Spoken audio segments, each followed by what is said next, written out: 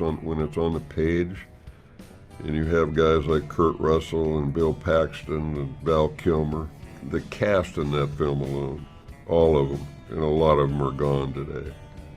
There is a single sentence, spoken half in jest and half in dead earnest on a blistering Arizona set in 1993, that explains more about why Tombstone works than almost anything else ever written about the movie. It came from Sam Elliott, the man who played Virgil Earp, and it was aimed at the people trying to cut his dialogue down. "If you cut a word of my lines," he told them, "I will kill you." Everyone else on that cast gave something up. Sam Elliott did not. And once you understand why he refused, you start to see Tombstone differently, not as a finished masterpiece, but as a surviving wreckage of something even bigger.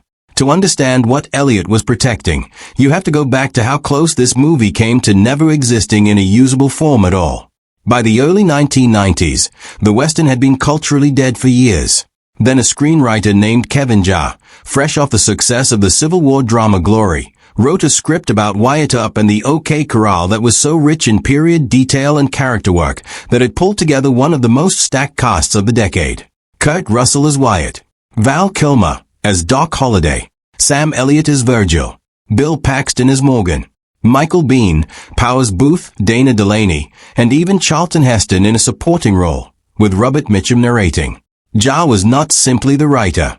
He was set to make his directorial debut on the film, and his demand for authenticity ran so deep that he insisted the cast grow and style their own period mustaches rather than wear fake ones. That authenticity, unfortunately, did not translate into the ability to run a massive production. Jarre reportedly wanted to shoot in the sweeping, painterly style of John Ford, but a first-time director trying to manage a huge ensemble western with horses, gunfights, and a tight budget is a brutal job, and he could not keep pace with it. According to accounts published years later in True West magazine, he fell badly behind schedule. About a month into filming, producer Andrew Varner fired him. The cast was suddenly left with a half-shot film, no director, and a script everyone loved but nobody was sure they could actually finish. Jarre's own background makes the episode feel even more lead in hindsight. He had grown up around Hollywood in a roundabout way, the son of an actress and later the stepson of an Oscar-winning film composer, and he had already tasted major success writing Glory before Tombstone ever came together. By most accounts, he was a gifted storyteller with a genuine passion for the history of the OK Corral gunfight, someone who wanted to correct the record set by earlier, less accurate Hollywood versions of the story. But passion for the subject matter and the technical command needed to run an 8-plus-day location shoot in the Arizona heat turned out to be two very different skill sets, and by the time producers pulled him off the film, several of the actors who had signed on specifically because of his writing were unhappy about how the situation had unfolded. Michael Biehn, who played Johnny Ringo and was close with Jarre personally, reportedly came close to walking away from the production entirely once Jarre was gone. What happened next is one of the strangest true stories in modern Hollywood, and it is the reason Sam Elliott's stand matters at all. Kurt Russell had personally gone out and helped secure financing for the picture, and when Jarre was let go, the studio turned to Russell to take over. He agreed to do the work, but not to take the credit. In a 2006 interview with True West, Russell laid out exactly what happened. He brought in director George P. Cosmatos, best known for Rambo, First Blood Part 2, to serve as what Russell himself called a ghost director. Every night, Russell would go to Cosmatos' hotel room and hand him a shot list for the next day's work.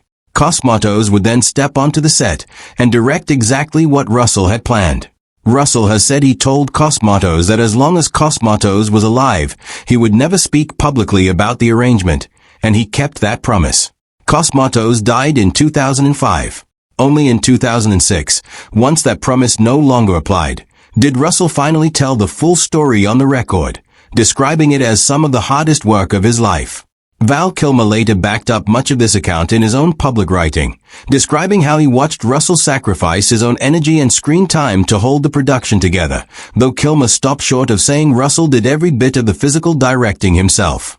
Cosmatos, for his part, arrived on set with only a couple of days to prepare, and by several accounts he brought a demanding, hard-charging style that created its own friction, most notably with the film's veteran cinematographer, William Fraker, who reportedly clashed with the new director repeatedly and threatened to quit more than once before shooting wrapped. Despite the chaos underneath the surface, the film still had to hit a hard Christmas release date set by Disney's Hollywood Pictures division, which meant editing was rushed and the production ultimately finished a few $1 million over its original budget after 88 days of shooting. Somehow, out of all of that turbulence, a cohesive movie still emerged, which is part of why the behind-the-scenes story has become almost as famous among film buffs as the movie itself. This is the context that makes Sam Elliott's refusal so significant. Because once Russell was quietly steering the film, he made a decision that reshaped everything. Jaws' original script, gorgeous as it was simply too big to shoot with the time and money that remained. Russell worked with producer James Jacks, and later with screenwriter John Fasano, to strip the screenplay down. Whole subplots disappeared. Supporting characters played by actors like Billy Zane and Jason Priestley were reduced to a handful of lines. The goal, as Russell later explained, was to sharpen the film around a single relationship, the bond between Wyatt Earp and Doc Holliday, which he has described as one of the great, unspoken love affairs of American cinema, if a strange and violent one. Everything that did not serve that central friendship was on the chopping block. Most of the cast accepted this. Russell reportedly cut his own role first, telling Jod during the rewrite process to keep giving his lines away to other characters, insisting the film not become the Kurt Russell show. Val Kilmer, according to producer John Fasano's account, told Russell he could trim any of Doc Holliday's dialogue he wanted, confident that his performance would carry itself regardless of how many lines remained.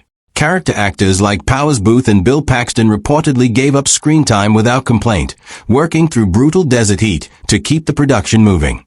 Nearly everyone treated the cuts as a necessary sacrifice to get the movie finished at all. Sam Elliott did not. Fasano, who worked as an uncredited writer on the rewrite, later summarized it plainly. Everyone cooperated, except Sam Elliott, who warned that if anyone touched a single word of his dialogue, there would be consequences. It is easy to hear that as a gruff joke, the kind of thing actors say to blow off steam on a stressful set. But underneath the humor was a real conviction, one Elliott made explicit not long after the film's release. In a 1993 interview with Entertainment Weekly, he said the original screenplay, before the cuts, was one of the best he had ever read in his career. Then he added something striking. If he had been handed the script in the trimmed form it eventually became, he would have turned the project down entirely. He said the cuts had removed roughly 29 pages, and with them, what he called the connective tissue, the character development that gave the story its depth. That loss was not abstract for Elliott. Virgil Earp, his character, was one of the roles most affected by the trimming. In Jaws' fuller version, Virgil functioned as the true moral center of the Earp family, the older brother whose sense of justice pushes the others to finally act. A great deal of the quieter material that built that portrait, scene by scene, was exactly the kind of thing that gets sacrificed when a production is racing the clock and the calendar. So when Elliott dug in and refused to let his dialogue be touched, he was not simply protecting his own screen time out of vanity. He was fighting to preserve the version of his character and the version of the film that had convinced him to take the job in the first place. What makes this story even richer is that Elliott was far from alone in believing something greater had slipped away. Kurt Russell, the very person who made the cuts, has spent decades publicly wrestling with the decision. In that same True West conversation, he described Jaws' original script in blunt terms, calling it a Western version of The Godfather, and saying that is genuinely how different it was from the film audiences eventually saw. Actor Stephen Lang, who played Ike Clanton, has echoed that comparison, describing the unedited screenplay as essentially The Godfather set in 1880s Arizona. These are not casual compliments. They are two people who worked on the production directly, describing what they believe was a genuine masterpiece that never made it to the screen intact. Russell has continued to return to this regret well into recent years. In interviews promoting other projects, he has said flatly that the finished movie is not as good as the screenplay was, and that while Tombstone's cultural impact has been real and meaningful, it absolutely could have been better. He has also revealed that producer Andrew Varner gave him the original footage that never made the final cut, and that reels of unused material still exist. Russell has floated the idea of eventually assembling a fuller director's cut, closer to Jaws' original vision, even mentioning that he still has notes at an unused hospital scene between Wyatt and Doc that never made it into the finished film. So far, though, that reconstruction has never happened. The bigger, Richard Tombstone that Sam Elliott feared losing back in 1993 remains locked away, exactly as he predicted. Once you know how fragile this production really was, the nemesis start to feel almost dizzying. The role of Doc Holliday, the performance that turned Val Kilmer into a legend, was originally envisioned for Willem Dafoe, and only went to Kilmer because Disney, nervous about the controversy surrounding Dafoe's earlier role in The Last Temptation of Christ, refused to cast him. At one point, producer Ann Devana even floated the idea of Russell playing Doc Holliday himself, with Richard Gere stepping in as Wyatt Earp, a casting swap that would have completely changed the emotional core of the film Russell later fought so hard to protect. And Tombstone was not developing in a vacuum. Kevin Costner was making a competing Wyatt Earp film at the same time, having originally been attached to Jaws' project before splitting off to make his own version, and accounts from people who worked on Tombstone described Costner using his industry leverage to make financing and distribution harder, even reportedly limiting access to authentic period costumes. Sam Elliott himself later revealed just how aware the cast was of that rival production while they were still shooting. In a 2019 interview with Entertainment Weekly, he recalled sitting with Russell at a Holiday Inn before filming even began, watching his co-star grow visibly anxious about how Tombstone would stack up against Costner's bigger budgeted epic. Elliott, by his own account, was not worried at all, and he told Russell as much. Time would eventually prove him right.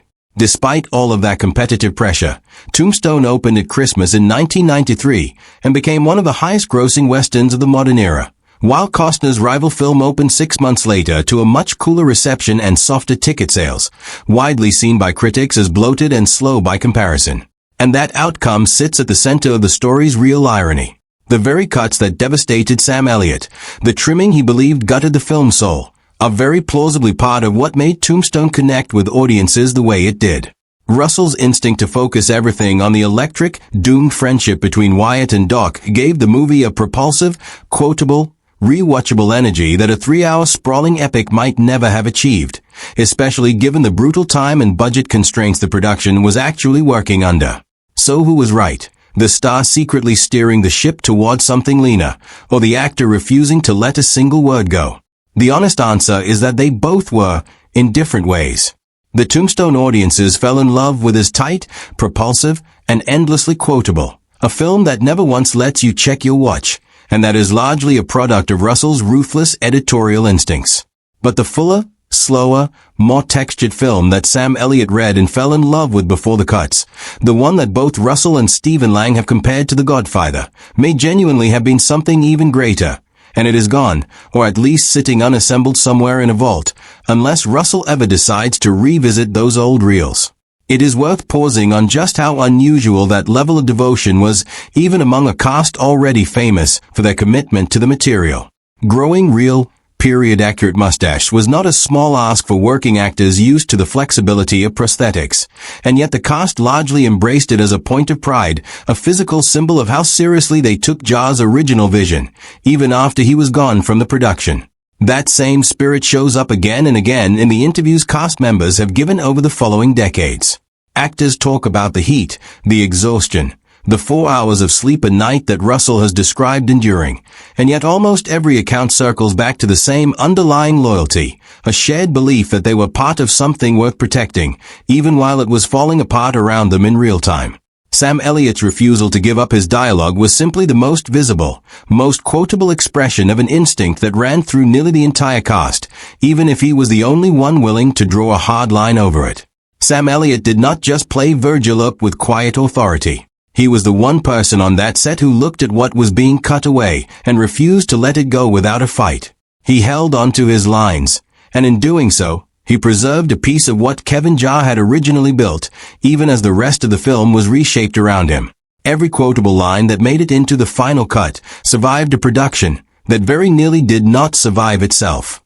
And somewhere, according to the people who lived through it, the rest of that story is still sitting in the DAC, waiting for someone to finally put it back together.